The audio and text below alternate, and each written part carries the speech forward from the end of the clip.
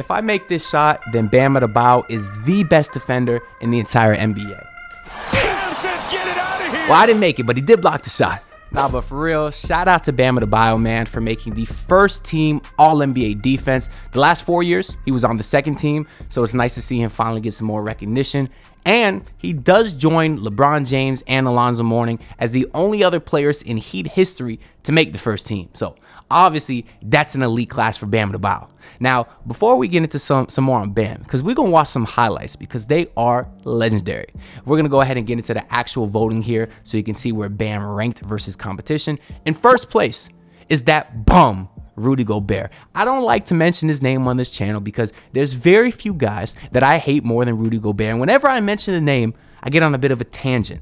But the reason I don't like Rudy Gobert, and this is another fraudulent DPOY for him, is because he continues to this day to get played off the court because of his defense. The Timberwolves were playing Cat over him and Naz Reid over him, and it's because his defense sucked. It was so bad that what Rudy Gobert is most known for this playoffs is hitting some lucky BS fadeaway shot. A shot that was so bad that when he hit it, the entire bench stood up and started celebrating like crazy. And you know, when all your teammates start celebrating like that and everyone goes that crazy, it's because they know your ass. That's the equivalent of it when the varsity team is watching the JV team and the guy who's only on the team because his mom is like the math teacher, but he really sucks. And he checks into the game at the end of a blowout and hits some crazy bank three, and everyone in the gym starts going crazy. That's the equivalent of what Rudy Gobert is. The dude is a bum. He's a good shot blocker, not a good defender. There's a difference. But because the national media and all these voters don't actually watch basketball, they continue to give him the award off of name recognition alone. The dude's a 7'4" stiff who's allowed to push off, get the verticality rule that Roy Hibbert got where he's smacking into people. Gobert's allowed to sit in the paint. He gets just camping there 4, 5, 6 seconds, never gets a call because he has star recognition. Dude's a bum. Undeserved. Now, second place, Victor Wembanyama, who got 184 votes, just 14 behind Mr. Rudy. That dude is nice. And I hate to say it, but Bam may never win a DPOY because Vic might win that for the next 10 seasons. I don't know. That boy is good, so shout out to Rudy. But in third place with 168 votes is Bam Adebayo. Obviously well-deserved. The best defender in the NBA, can literally guard 1 through 5. That's a phrase that's really thrown out way too much nowadays because they say guys guard 1 through 5, but they're really like 1 through 3 or even 3 through 5. That's not 1 through 5. And then the guys that do occasionally guard 1 through 5, the ones they're guarding are like Malcolm Brogdon or some average to above average point guard like that. Bam Adebayo is guarding the elite of the elite at every single position. He's guarding Anthony Davis and Sabonis for the big men. He's locking down Steph Curry and Kyrie Irving and Damian Lillard. Do I need to go on? Every time somebody gets matched up with Bam Adebayo, they get what's taught. They get what we call is the Bam Adebayo lesson, because he clamps him up. And they think just because he's a big man that they'll be able to blow past him, step back on him. No. That's not the case. And Bam Adebayo is elite because of that. It disappoints me because a few weeks ago I posted a video saying that Bam deserves whatever max extension he's very likely going to get offered. On Twitter, most people that I follow, I guess, agreed with that sentiment. So I guess I kind of thought that all Heat fans felt that way. So I was disappointed to see I had a lot of comments on the video saying that they don't think Bam deserves a max extension because of the offensive struggles. I don't know what to call it. The guy averaged almost 20 points per game again. And his offensive game is improving. Was great at the mid-range last year. Now he's doing mid-range shots at the post. He's expanded to the three-point line. He's a pick and lob threat, a pick and pop threat. He knows how to take advantage of a mismatch, not in the post as much as I'd like. And obviously we still have to work on the aggressiveness of him at times. You'd like to see him take 15 to 20 shots a game. But still, he is a above average offensive player at worst and the best defensive player in the NBA. So if you're telling me he's the best at half the game, 50% of the game, and damn good on the other half, that sounds like a guy to me who's worth a max extension. On top of all the other times, he's a big time player, right? We've seen Jimmy miss games in the postseason and Bam steps up, and we saw that this postseason as well. He deserves the extension, but that's besides the point. Today's about Bam Adebayo's defense, and it is elite of elite, the best of the best. And that's really all I can say about it. But we're going to get into some highlights later to prove it. Coming in right under Bam is Herb Jones. Shout out to Herb, man. A guy that's deserved some recognition for a couple years now. Elite guard and wing defender, is another guy that can guard 1 through 3 and some small fours. But I think New Orleans should feature him more. That might be why they're trading Brandon Ingram to Miami. I don't know. Probably not. But Herb Jones will probably be featured a lot more going forward. So it's nice to see him get some recognition for his defense. And then at 5th, you have Anthony Davis. Good for him, I guess, right? The guy was crying a couple weeks ago because he wasn't a finalist for DPOY. That's why he's not Heat culture. You don't hear guys on Miami crying about winning awards. That's loser talk. Now, I know he did win a championship and it was against Miami, but that's still a loser mentality. So good for you, AD. I know you was crying about not getting DPOY, but at least you're on first team all defense. Good for you, whatever. Probably the last time he'll make it because he actually played over 65 games this year, which is a rarity for him. And going forward, who knows if he'll meet that threshold to win any awards. But on the second team, got 3 really nice perimeter guards with Caruso, or perimeter defensive guards, and Alex Caruso, Jalen Suggs, and Derek White, who will forever haunt me in my nightmares. And then at 4th place, you got Jaden McDaniels, who's obviously having a hell of a postseason for the Timberwolves.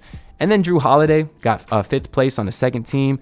I think it's more name recognition at this point. He's obviously not the defender that he used to be, especially last year. Remember Jimmy Butler pointing at him saying, "On your head, I own you." Jimmy kind of sunned him. I can't personally look at Drew Holiday the same anymore after that. But there's your votes for the all defensive teams.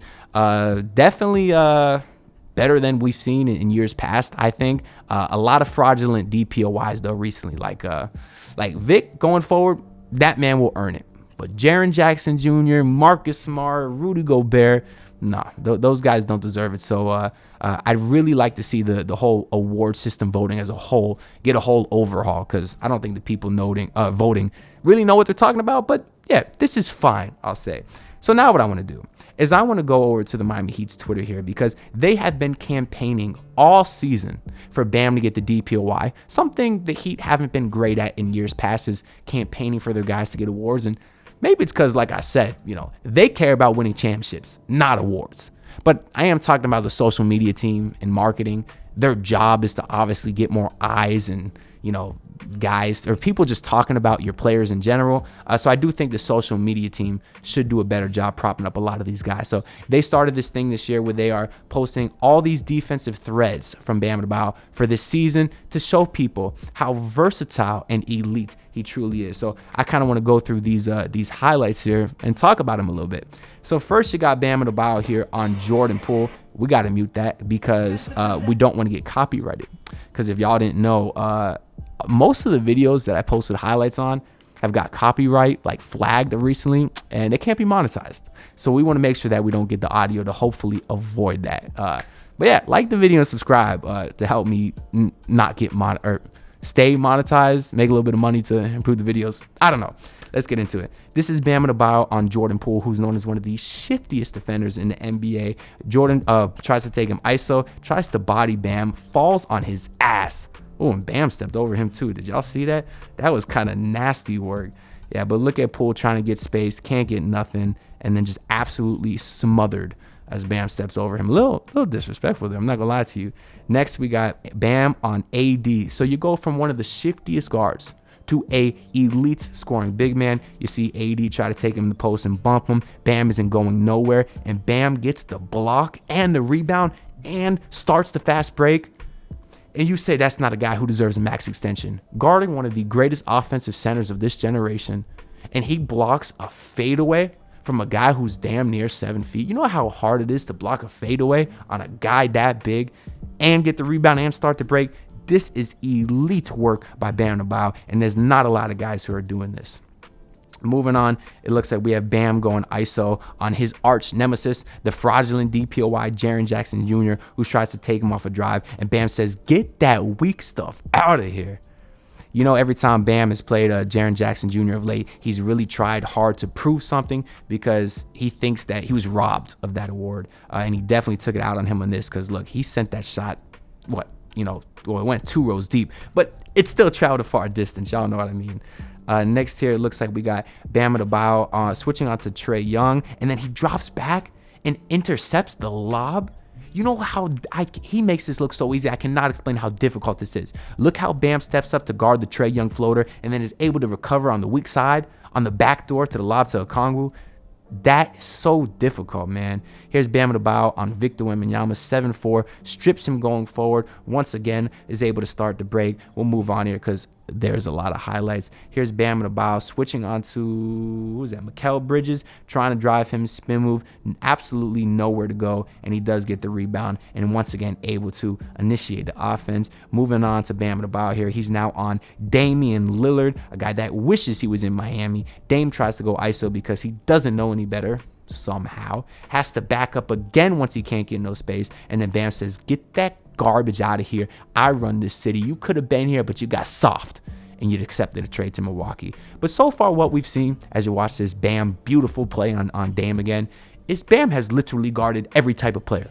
Damian Lillard, bigs like Jaren Jackson, AD, a strong wing like Mikal Bridges, and he's locking down everyone. Moving on here, we got Bam Adebayo. Oh no, that's Tyler here on Tobias Harris. That dude's a bum. That's not impressive. But the ball is rotating here, and Bam is able to step up and send that shot by DeAnthony Melton, I believe. Moving on here, another highlight versus the Grizzlies, and Bam tells Jaren Jackson that you are ass. Told y'all, he takes it personal with JJ. That's 2 blocks there, by the way, back-to-back on Jaren Jackson Jr. Just, that is incredible work by Bam, something you love to see, both in the first quarter, by the way. So Bam came out to send a message. Here we have Bam Adebayo rotating on Devin Booker. Get the hell out of here, sir. No free shots in here, and that looked like he might have even been playing a zone there, which makes their zone so lethal because Bam covers so much ground in there. Moving on, we have another highlight versus the Wizards as Bam swats Denny Adiva's layup out the way. Not that impressive compared to the rest of the stuff. Bam tells Najee Marshall to get that crap out of there. Thank you, Bam, because we know Najee was talking that trash to Jimmy earlier this year. So Bam had to back up his boy. And here you have Bam Adebayo sending that shot right in the paint. And look how high he gets to grab it at the arc. Listen, I know, or the top of the arch there.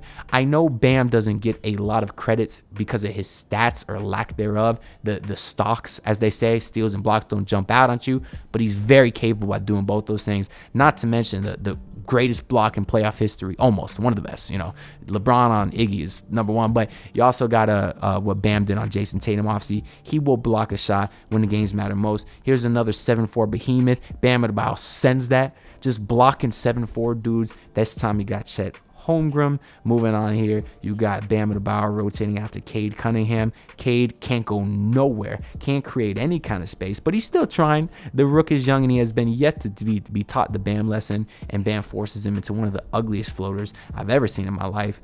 Moving on here, you got Bam Adebayo. There's Jalen Brunson, and he's guarding Mitchell Robinson with the switch onto Brunson. Once again, another elite guard, ladies and gentlemen, not some scrub, and he forces Brunson into a forced off-handed unbalanced layup, gets the rebound and starts the break. That's elite stuff there. Here's Bam versus Chicago Bulls, rotating well. Looks like he intercepts the passing lane a little bit. And that, did I say Chicago Bulls? I don't remember if I said, I think I said Bulls. This was Toronto Raptors, so one of the last games of the season, and it just continues.